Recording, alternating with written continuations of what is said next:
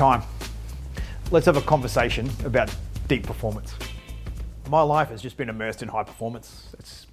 I've always wanted to be a fighter pilot. From the age of 6, it was my dream. So all through school, everything I ever did was aligned to achieving that goal. And I did, straight from school into the Air Force, where I trained as a fighter pilot. From there, I've transitioned into construction. I built a multi-million-dollar business in the Middle East. I've done everything I ever wanted to do. And it's quite a realization to come to. I'm in my mid-40s now, and you look back and you go, I really wouldn't change anything. All the great things that happened, some of the catastrophes that happened as well.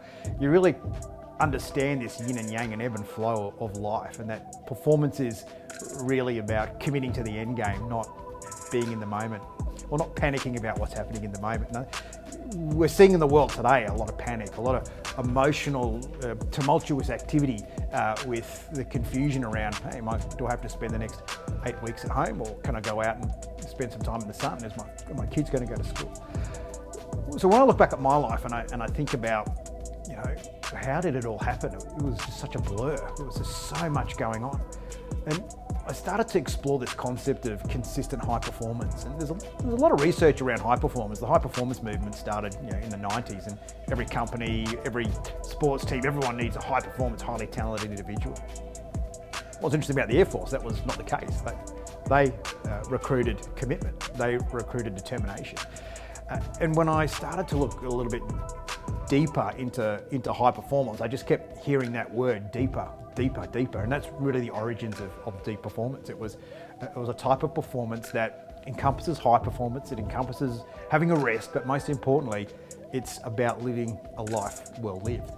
And then I thought, well, what is it? What do you do? Like, if someone said to you, hey, Boo, how do you have a deep performing, or how do you do deep performance to have the life you want?